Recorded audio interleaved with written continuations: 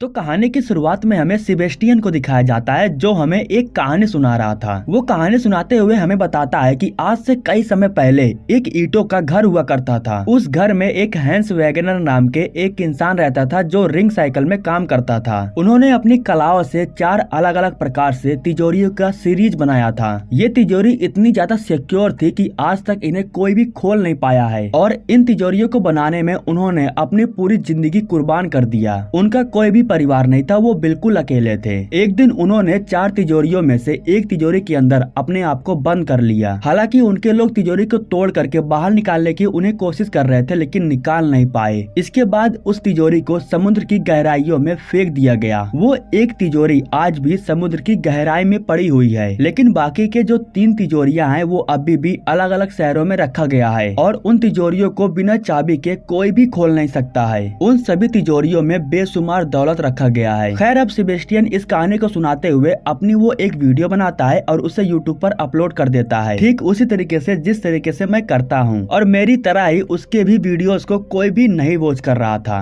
अब इतना सब कुछ करने के बाद उसके काम पर जाने का समय हो गया था, इसलिए वो जा करके अपने लिए कुछ अच्छा सा नाश्ता बनाता है और अपने जॉब के लिए निकल जाता है। लेकिन जॉब पर जाने से पहले वो एक कैफे में जाता है और अपने लिए कुछ पीने का सामान लेता है। इसके बाद वो बैंक चला जाता है क्योंकि वो बैंक में ही काम करता है। उसके सामने एक बूढ़ी लेडी खड़ी थी जो उससे अपना चेक मांग रही थी और बहुत गुस्से से मांग रही थी। तभी सेबेस्टियन टीवी को देखता है तो उसे मालूम चलता है कि एक जगह पर ज़ॉम्बी फैल गया है। इसके बाद वो चेक को उठा करके उस बूढ़ी औरत को दे देता है। खैर, अब काम खत्म हो जाने के बाद वो अपने लैपटॉप को ऑन करता है और जब वो अपने रिसेंट यूट्यूब वीडियोस को देखता है तो उस पर किसी ने कमेंट किया था। कमेंट में लिखा हुआ था कि अगर तुम अपना हुनर दिखाना चाहते हो तो दिए हुए एड्रेस पर आ जाओ। इसके बाद सेबेस्टियन उठता है और बर्लिन के उस एड्रेस पर पहुंच जाता है जहां पर उसे बुलाया गया था। वहां पहुंचने के बाद गार्ड उसे अंदर लेकर के जाता है। यहाँ पर हम देखते हैं कि कुछ एक्सपर्ट लोग हैं जो तिजोरी को खोलने का काम कर रहे थे और इन लोगों के इस हुनर को बाकी के सभी लोग खड़े होकर के देख रहे थे। सेबेस्टियन भी अपने हुनर को दिखाते हुए एक तिजोरी को लॉक को खोलने की कोशिश करने लगता है। 3 लोगों ने तिजोरी को खोल लिया था और आखिरी में सेबेस्टियन भी खोल लेता है। इस तरीके से 4 लोग इस गेम को जीत जाते हैं और उन्हें आगे वाले में भेज दिया जाता है। अब आगे के राउंड में 4 लोग थे और चारों को जो लॉक था वो काफी हार्ड था। इनमें से जो 2 लोग लॉक को खोलेंगे उन्हीं का सिलेक्शन होगा। यहाँ पर सेबेस्टियन के सामने एक कॉम्पिटिटर था जो बहुत ही आसानी से लॉक को खोल लेता है। उसके लिए सभी लोग जोर जोर से तालियां बजाने लगते हैं। इसके बाद तुरंत सेबेस्टियन भी लॉक को खोल लेता है और वो दूसरे नंबर पर हो जाता है। अब इस राउंड में सिर्फ 2 लोग बचे हुए थे और ये बाकियों से बहुत सिक्योर लॉक था। सेबेस्टियन का कॉम्पिटिटर समय शुरू होते ही लॉक को खोलना शुरू कर देता है, लेकिन अभी तक सेबेस्टियन चुपचाप खड़ा था और जब घड़ी में सिर्फ 30 सेकंड बचा हुआ था तो वो लॉक को खोलना शुरू कर देता है। वो अपनी ट्रेनिंग और प्रैक्टिस का स्किल दिखाते हुए बड़ी ही आसानी से इस लॉक को खोल देता है और इस तरीके से वो एक अकेला विनर बन जाता है, जिसकी वजह से उसके सामने जो कॉम्पिटिटर था वो जलने लगता है। उसे बहुत गुस्सा आता है, लेकिन फिलहाल सभी लोग सेबेस्टियन के लिए तालियां बजा रहे थे। यहाँ पर सेबेस्टियन अचानक भीड़ में खड़े ग्वेंडोलिन नाम की एक लड़की को देखता है। वो सेबेस्टियन को देख करके स्माइल कर रही थी। दरअसल यही वो लड़की है जिसने सेबेस्टियन के वीडियो पर कमेंट किया था और उसे यहाँ आने के लिए बोला था। अगले दिन सेबेस्टियन फिर से जब उसी कैफे में जाता है तो यहाँ पर उसकी मुलाकात ग्वेंडोलिन से हो जाती है। दरअसल ग्वेन सेबेस्टियन से बात करने के लिए ही आई थी। वो सेबेस्टियन को बताती है कि वो काफी समय से उसके ऊपर नजर रख रही थी। इसके बाद वो सेबेस्टियन से कहती है कि मुझे पता है कि तुम लॉक खोलने में बहुत माहिर हो और इसलिए मैं तुम्हें अपने ग्रुप में शामिल करना चाहती हूँ। दरअसल हम अपनी टीम के साथ मिल करके हैंस वैगनर के उन तीनों तिजोरी में डकैती करने वाले हैं। हम सब कुछ कर सकते हैं लेकिन हमारे टीम में कोई ऐसा नहीं है जो उन तिजोरियों को खोल सके और इसीलिए हमें तुम्हारी जरूरत है। हैंस वैगनर के तिजोरिये का नाम सुनते ही सेबेस्टियन काफी ज्यादा एक्साइटेड हो जाता है क्योंकि सेबेस्टियन खुद अपनी आंखों से उन तिजोरियों को देखना चाहता था, उन्हें खोलना चाहता था और आज जा करके उसे ये मौका मिल रहा था। इसीलिए वो उसके साथ उसकी टीम में शामिल हो जाता है और अगले दिन उस एड्रेस पर पहुंच जाता है जहाँ पर ग्वेन रहती थी। वहाँ पहुँचने के बाद ग्वेन उसे कमरे के अंदर लेकर जाती है और अपने सभी दोस्तों से मिलवाती है। उसके दोस्तों के लिस्ट में पहले नंबर पर कोरिना थी जो हैकर का काम करती थी, वो सभी चीजों को हैक करती थी। दूसरे नंबर पर रोल्फ था जो हैवी ड्राइवर का काम करता था, वो इनके साथ गाड़ी को काफी स्पीड से भगाने का काम करता है। और तीसरे नंबर पर था ब्रैंड केज जो इन लोगों को लीड करने का काम करता है। डकैती करते वक्त अगर ये लोग फंस जाते हैं तो ब्रैंड की एंट्री होती है। इसके बाद ये सभी लोग साथ में बैठ करके प्लान बनाते हैं। कोरिना इन लोगों को बताती है कि उन तीनों सेफ को अलग अलग देशों में रखा गया है। जो सेफ जितना ज्यादा सिक्योर है उसे उतने ही बड़े देश में रखा गया है। और अगर हम तुक्के में इसका लॉक खोलना चाहे तो इसका कॉम्बिनेशन इतना ज्यादा है कि हम जिंदगी भर इसका कभी लॉक नहीं खोल पाएंगे। इसलिए हमें तुक्के में नहीं सोच समझ करके काम करना होगा। इसके बाद ये लोग प्लान ए और बी बनाने के बाद पेरिस में पहुंच जाते हैं, क्योंकि पहली जो सेफ थी वो पेरिस में रखा गया था। वहाँ पहुँचने के बाद सेबेस्टियन को मालूम चलता है कि ये यूनियन बैंक है, यानी कि बच्चों के बैंक में उस सेफ को रखा गया है। अब पहले सेफ के पास पहुँचने के लिए सेबेस्टियन सबसे पहले बैंक के अंदर जाता है और वो टॉयलेट में घुस जाता है। अब प्लान के मुताबिक ग्वेन अंदर जाने के लिए तैयार हो जाती है, लेकिन सबसे पहले उसे गार्ड की चाबी को हासिल करना होगा, तभी ये लोग सेफ तक पहुंच पाएंगे। और वो गार्ड की चाबी को बड़ी ही आसानी से हासिल कर लेती है। अंदर जाने के बाद बैंक का एक स्टाफ उसे लॉकर तक लेकर जाते हैं, क्योंकि चोरी करने के लिए ही उसने एक खाते को खुलवाया था। इसके बाद बैंक के अंदर कोरिना आती है, जो इन लोगों का ध्यान भटकाने के लिए आई थी।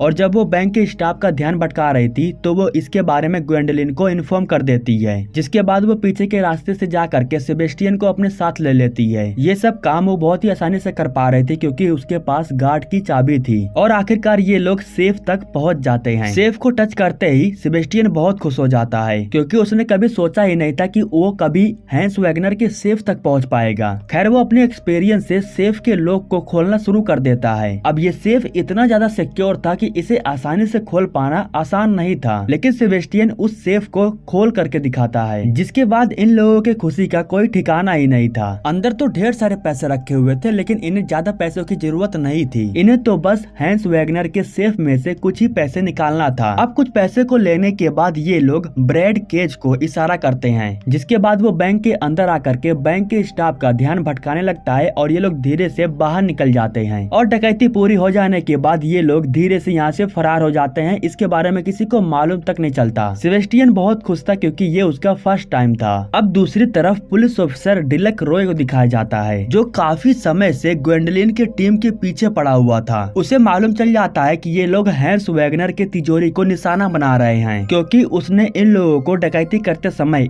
एक कैमरे में कैप्चर कर लिया था। वो अपनी टीम से कहता है कि ये लोग अब दूसरे सेफ की डकैती करने के लिए जाएंगे और ये हमारे पास बहुत ही अच्छा मौका है उन्हें पकड़ने के लिए। मिशन पास होने की खुशी में ये लोग रात में अपने घर पर खूब पार्टी करते हैं। सेबेस्टियन ग्वेंडोलिन को लाइक करने लगा था, लेकिन वो इसके बारे में उसे बता नहीं पा रहा था। खैर अब दूसरे दिन ये लोग प्रैग पहुंच जाते हैं दूसरे सेफ में डकैती करने के लिए। ये लोग वहां तक पहुंच तो जाते हैं, लेकिन इस बार डिलक रॉय अपनी टीम के साथ इनके ऊपर नजरें गड़ाए रखा था, लेकिन काफी समय तक उन लोगों की इनके पास खबर नहीं आती है। और दूसरी तरफ सेबेस्टियन बैंक का अधिकारी बन करके अंदर घुस जाता है। आईडी को आइडेंटिफाई करने से पहले वो कोरिना के पास मैसेज कर देता है और कोरिना कुछ समय के लिए वहाँ के सिस्टम को ही हैक कर लेती है, जिसकी वजह से उसका आइडेंटिफिकेशन अप्रूव हो जाता है। उसे अंदर जाने की अनुमति मिल जाती है। इसके बाद एंट्री होती है ग्वेन की, जो पीछे के रास्ते से वहाँ पर जाती है और इस तरीके से दोनों साथ में मिल करके एलिवेटर तक पहुँच जाते हैं। लेकिन जब ये लोग सेफ तक पहुँचते हैं तो वहाँ पर पुलिस अफसरों का पहरा था, जिसके बाद ग्वेन इन सभी पुलिस ऑफिसर से फाइट करके इन्हें मारने लगती है और कुछ ही समय में इन सभी पुलिस ऑफिसर का सफाया कर देती है। सेबेस्टियन भी यह सब देख करके बहुत हैरान था।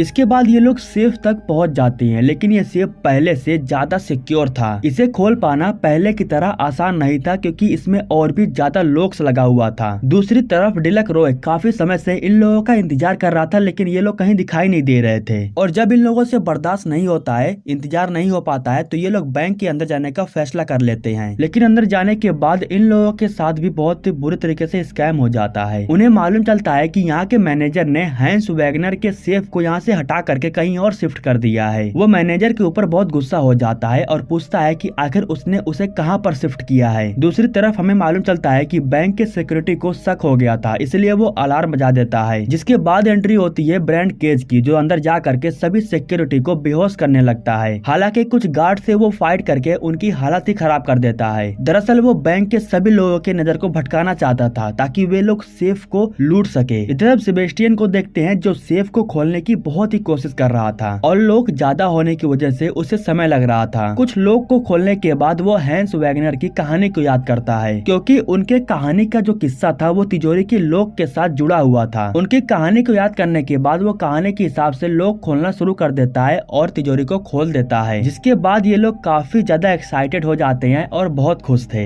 अब इसके बाद ये लोग अंदर जा करके कुछ पैसे को बैग में भर लेते हैं और यहाँ से निकल जाते हैं। ब्रांड भी यहाँ से भागने वाला था, लेकिन तभी उसके सामने एक गार्ड आ जाता है, जिसके बाद वो उसे फाइट करता है, उसे मारता है और यहाँ से भागने लगता है। लेकिन तभी गार्ड गन चला देता है और उसके सोल्जर पर आकर के गोली लग जाती है और वो नीचे गिर जाता है। लेकिन फिर भी वो भागते हुए अपने गाड़ी में आकर के बैठ जाता है। अब हल्ला होने के बाद बैंक के सभी लोग बाहर की तरफ भागने लगते हैं और इसी का फायदा उठा करके सेबेस्टियन और गुन भी बाहर आ जाते हैं। लेकिन यहाँ पर ब्रैड सेबेस्टियन को गाड़ी के अंदर नहीं खींचता है, उसे बाहर की ओर धक्का दे देता है। दरअसल सेबेस्टियन ग्वेंडोलिन के बहुत करीब जा रहा था और इसी वजह से ब्रैड बहुत गुस्से में था, क्योंकि वो ग्वेंडोलिन से प्यार करता था और यही वजह थी कि वो सेबेस्टियन को धक्का दे करके नीचे गिरा देता है। अब सेबेस्टियन ने तो इसके बारे में सोचा ही नहीं था कि उसके साथ ऐसा कुछ हो जाएगा। अब जो पुलिस थी वो सिर्फ सेबेस्टियन के पीछे पड़ जाती है, लेकिन सेबेस्टियन जैसे तैसे करके एक साइकिल की मदद से रेलवे स्टेशन पहुंच जाता है और बड़ी मुश्किलों से भागते हुए वो जा करके एक ट्रेन के ऊपर बैठ जाता है और वो पुलिस वालों से बच जाता है। इस समय वो इस बात से खुश था कि वो पुलिस वालों के हाथ नहीं आया। दूसरी तरफ जब डिलक रॉय अपनी टीम के साथ उस बैंक में पहुंचता है तो उसे मालूम चलता है कि बैंक तो लूट चुका है, इसलिए वो एक बार फिर से बहुत गुस्सा हो जाता है। ब्रैड ने सेबेस्टियन के साथ जो हरकत की थी उसकी वजह से ग्वेंडोलिन उसके ऊपर बहुत गुस्सा थी। वो ब्रैड से ये कहती है कि तुमने उसके साथ बहुत बुरा किया, वो हमारा साथ दे रहा था। और यह कहने के बाद वो इन लोगों का साथ छोड़ देती है, वो कार से नीचे उतर जाती है। लेकिन इसके बाद कोरिना भी कार से नीचे उतर जाती है, वो ग्वेंडोलिन का साथ नहीं छोड़ती है। अब ये दो लोग हो जाते हैं और दोनों ही शहर की ओर जाने लगते हैं।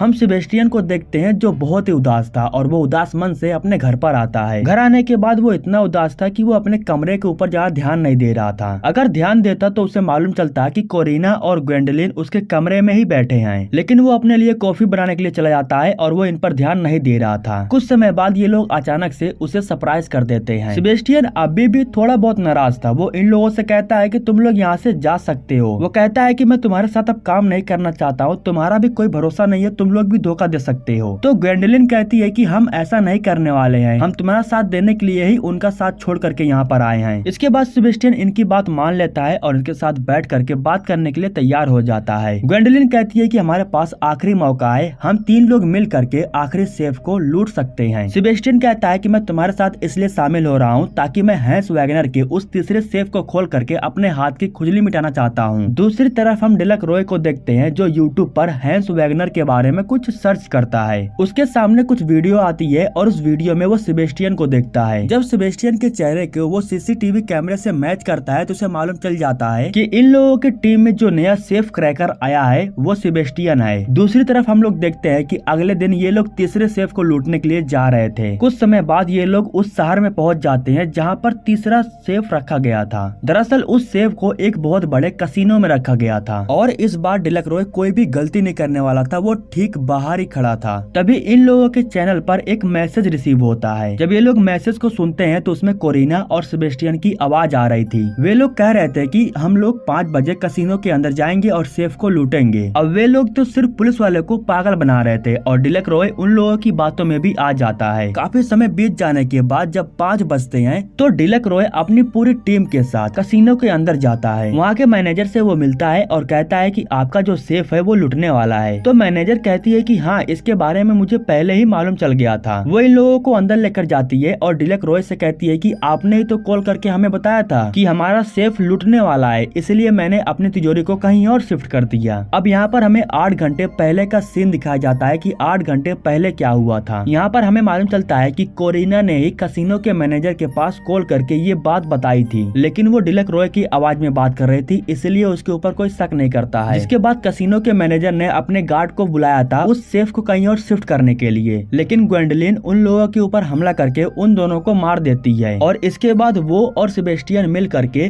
ट्रक को लेकर के कसिनो पहुंच जाते हैं और इस तरीके से वे दोनों इस सेफ को हासिल कर लेते हैं और मौके पर वो तीसरा सेफ इन लोगों के पास था। सेबेस्टियन जा करके सेफ के लॉक को खोलने की कोशिश कर रहा था और वहीं पर ग्वेंडोलिन ट्रक को चलाते हुए लेकर जा रही थी। लेकिन इधर जब कोरिना बैंक के पास से जाने लगती है तो पुलिस वालों को उसके ऊपर शक हो जाता है, इसलिए वो आखिरी बार ग्वेंडोलिन के पास मैसेज करके इसके बारे में बता देती है और अपने फोन को रोड पर फेंक करके उसे तोड़ देती है। इसके बाद डिलक रॉय उसे टॉर्चर करने लगता है और उससे उसके साथियों के बारे में पूछने लगता है। उसके साथ जो लड़की थी वो कोरिना से पूछती है कि अगर तुम हमें बता देती हो कि वे लोग तिजोरी को लेकर के किस तरफ गए हैं तो हम तुम्हारा और तुम्हारे भाई का पूरा ख्याल रखेंगे, उन्हें जेल में नहीं भेजेंगे। और वादे के मुताबिक वो पुलिस वालों को बता देती है कि ये लोग सेफ के साथ ट्रक को लेकर के किस तरफ जा रहे थे। काफी कोशिशों के बाद सेबेस्टियन इस सेफ को भी बड़ी ही आसानी से खोल देता है और ये लोग एक जगह पर ट्रक को खड़ी करके उसमें से कुछ पैसे लूट लेते हैं। और अब ये लोग यहाँ से जाने वाले थे, लेकिन तभी यहीं पर गन लेकर के कोई आ जाता है। दरअसल ये लोग ब्रैड और रोल्फ थे जो इन लोगों की लोकेशन को ट्रैक करके इन्हें फॉलो कर रहे थे। गन दिखाते हुए ब्रैड ग्वेंडोलिन से कहता है कि तुम्हें पैसों को लेकर के मेरे साइड आना होगा,